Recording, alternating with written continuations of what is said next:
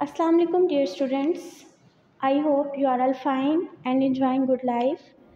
हम पढ़ेंगे आज बी कैटेगरी पार्ट 2 फार्मास्यूटिक्स 2 का chapter number 1 general introduction of processes and equipment used. जैसा कि ऑलरेडी 2 लेक्चर्स में हम पहले 4 टॉपिक कवर कर चुके हैं। आज हमारा तीसरा लेक्चर है तो हम उसमें नेक्स्ट टॉपिक स्टार्ट करेंगे एवेपोरेशन, और उसके साथ साथ हम पढ़ेंगे रियोलॉजी। एवेपोरेशन को अगर देखा जाए तो एवेपोरेशन आप 6-7 क्लास से एवेपोरेशन की टर्म यूज़ करते आ रहे हैं।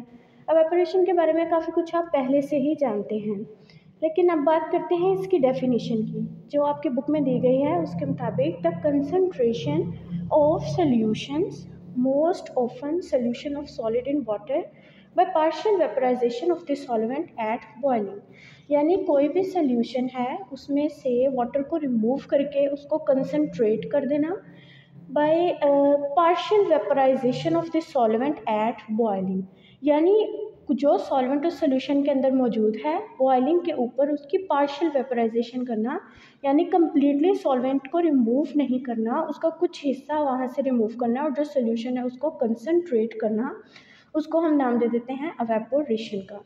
इसको दोबारा से मैं पढ़ूँ तो the concentration of solutions most often solutions of solid in water by partial vaporization of the solvent at boiling. यानी बॉइलिंग पे किसी भी सॉल्वेंट को किसी भी सॉल्यूशन में से जब पार्शियली रिमूव कर दिया जाता है, वेपराइज कर दिया जाता है, पार्शियली उसको सॉल्वेंट फॉर्म से वेपर्स फॉर्म में चेंज किया जाता है, ताकि जो सॉल्यूशन है वो कंसंट्रेट हो जाए, उसकी कंसंट्रेशन इंक्रीज़ हो जाए, उसको एवेपोरेशन का नाम दे दिया जाता है।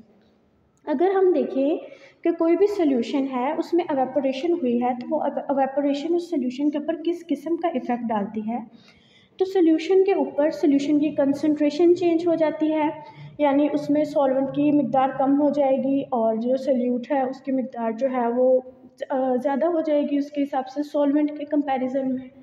दूसरी तरफ देखें तो डेंसिटी, जो सॉल्यूट होगी उसकी डेंसिटी इंक्रीज़ हो जाएगी, यानी जो सॉल्यूट होगा उसका मैस ज़्यादा होगा।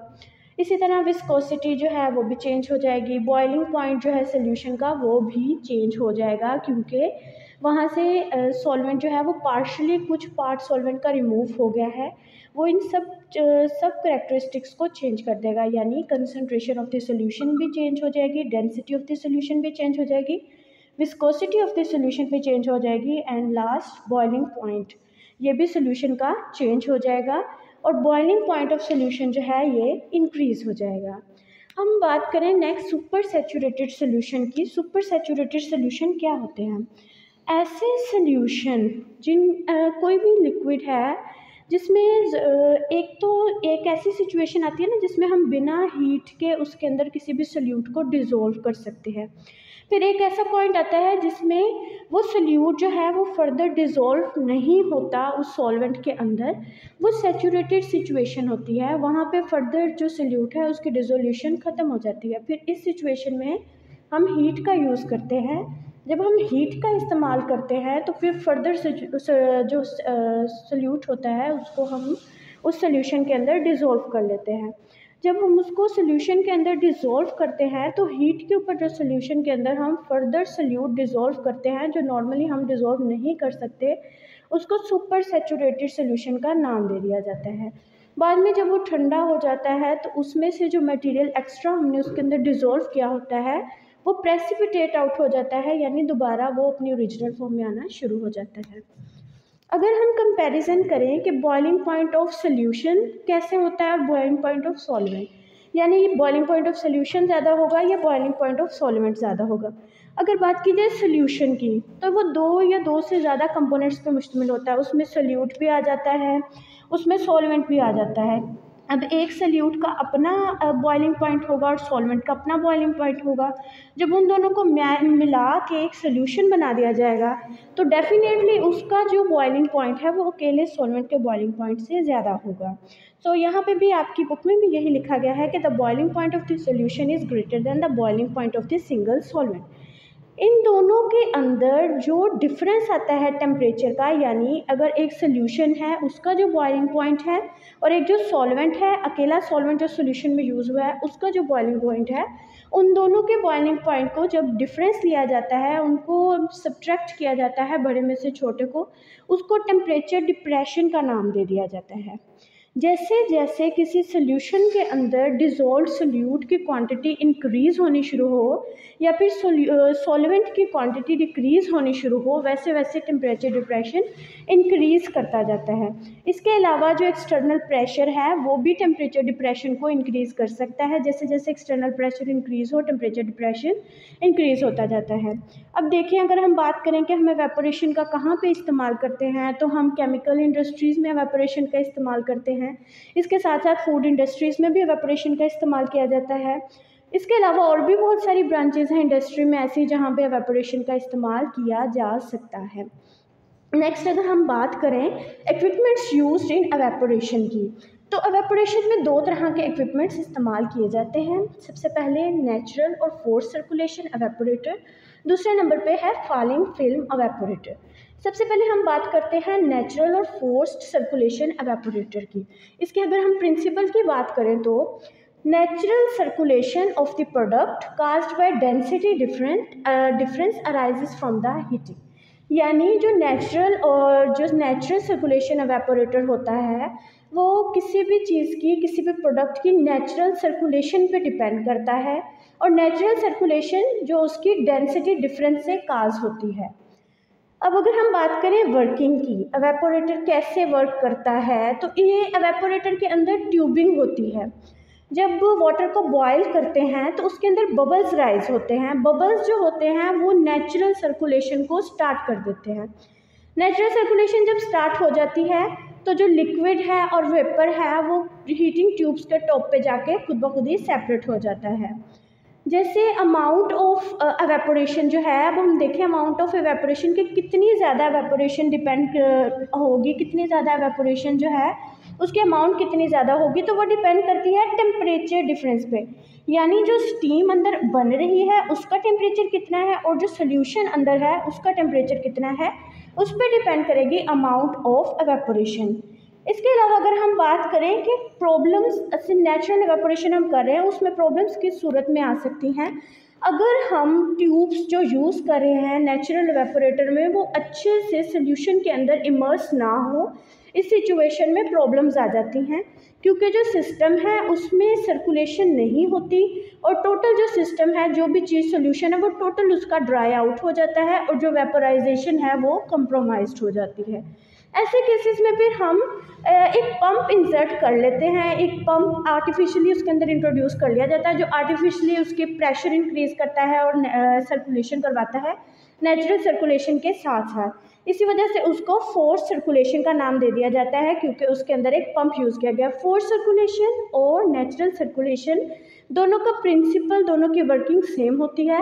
जस्ट फोर्स सर्कुलेशन पंप के अंदर हम फोर्स सर्कुलेशन एवेपोरेटर के अंदर एक हम पंप इस्तेमाल कर लेते हैं जो आर्टिफिशियली प्रेशर और सर्कुलेशन को इंक्रीज़ कर देता है। इसके अलावा दोनों का स्ट्रक्चर, दोनों की फंक्शनिंग, वर्किंग सेम होती है। नेक्स्ट हमारे पास बात आ जाती है फॉलिंग फिल्म एवेपोरेटर की। फॉलिंग फिल्म एवेपोरेटर का अगर हम स्ट्रक्चर की बात करें तो फॉलिंग फिल्म एवेपोरेटर के अंदर लॉन्ग ट्यूब्स होती हैं, इतनी लंबी कि उनकी जो लेंथ है 4 से 8 मीटर तक या 13 से 26 फीट तक हो सकती है। वो लंबी ट्यूब्स ऐसे इस फॉर्म में वो लॉन्ग ट्यूब्स होती हैं। इनके गिर्द स्टीम जैकेट होती है जो इन ट्यूब्स को गर्म रखती है। जो इसकी एक स्पेसिफिकेशन ये है कि जौन से भी सोल्यूशन को हम इस एवेपोरेटर के अंदर जो है एवेपोरेट कर रहे हैं उसको हमें यूनिफॉर्मली डिस्ट्रीब्यूट करना पड़ेगा, क्योंकि अगर एक ट्यूब के अंदर ज़्यादा हम सोल्यूशन डाल देंगे, दूसरी ट्यूब के अंदर हम कम सोल्यूशन डालेंगे तो उनकी एवेपोरेशन में भी चेंज आ जाएगा, एवेपोरेशन का भी फ़र्क आ जाएगा। इसी वजह से यूनिफॉर्म डिस्ट्रीब्यूशन ऑफ सोल्यूशन इसमें बहुत ज़्यादा ज़रूरी है। वर्किंग की हम बात करें तो ऊपर से सोल्यूशन को डाला जाता है। जब हम ऊपर से सोल्यूशन को डालते हैं, जब वो गर्म ट्यूब्स के अंदर जाता है, खुद ब खुद ही उन ट्यूब्स के अंदर वो बारीक फिल्म्स बना लेता है। जब हम ऊपर से सोल्यूशन को डालते हैं वो स्पीड से नीचे की तरफ मूव करता है, उसकी वेलोसिटी इंक्रीज़ हो जाती है।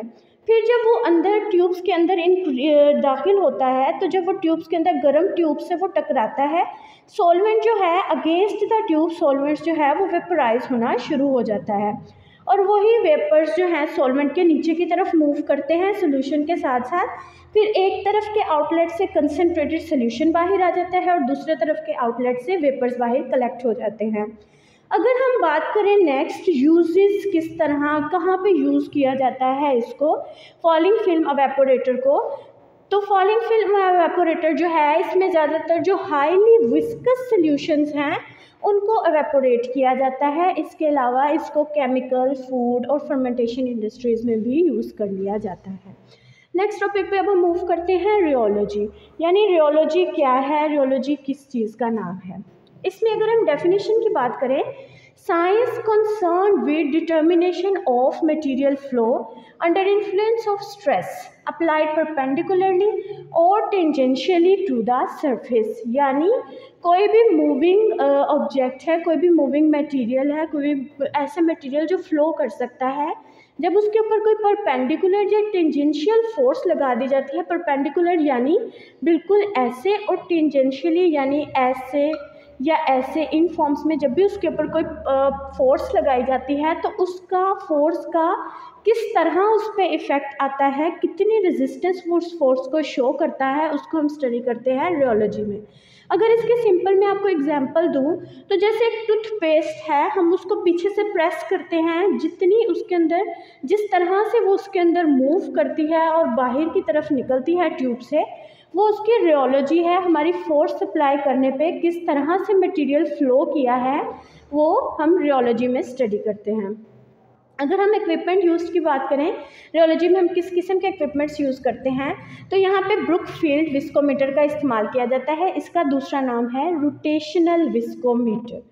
अगर हम स्ट्रक्चर और वर्किंग की बात करें तो इसमें एक सिंपल स्पिंडल होता है। वो स्पिंडल जिस भी हमने सोल्यूशन की, लिक्विड की हमने विस्कोसिटी या फिर रियोलॉजी चेक करनी है, उसके अंदर उसको इमर्स कर दिया जाता है। यानी ऐसे कोई भी लिक्विड है, फॉर एग्जांपल ये एक वैसे जस्ट स्ट्रक्चर है, ये इसके अंदर कोई लिक्विड है, उसकी हमने रियोलॉजी फाइंड करनी है, तो इसके अंदर विस्कोमीटर जो है उसको इस तरह रखा जाता है कि विस्कोमीटर का स्पिंडल इसके अंदर इमर्स हो जाए। फिर जब उसको ऑन कर दिया जाता है और वो रोटेट करता है, तो उस रोटेट या फिर मूविंग पार्ट को वो लिक्विड जितनी रेजिस्टेंस शो करता है उसको उसकी रियोलॉजी का नाम दे दिया जाता है। अगर स्पेसिफिकेशंस की बात की जाए कि ब्रुकफील्ड विस्कोमीटर में किस चीज़ को मद्देनज़र रखना चाहिए, तो ब्रुकफील्ड विस्कोमीटर में एक स्पेसिफिकेशन ये है कि इसका टेम्परेचर वेल कंट्रोल्ड होना चाहिए, क्योंकि जब अंदर मुसलसल एक स्पिंडल मूव करेगा तो उस चीज़ का टेम्परेचर राइज हो जाएगा, जिससे जो आपका सोल्यूशन है उसकी करैक्टरिस्टिक्स ख़राब हो सकती हैं। ऐसे केस में ब्रुकफील्ड विस्कोमीटर के अंदर टेम्परेचर को कंट्रोल में रखना ज़रूरी हो जाता है। बहुत सारी तरह के स्पिंडल्स हमें अवेलेबल हैं, इसी तरह हम बहुत सारी स्पीड्स पे इन स्पिंडल को घुमा सकते हैं।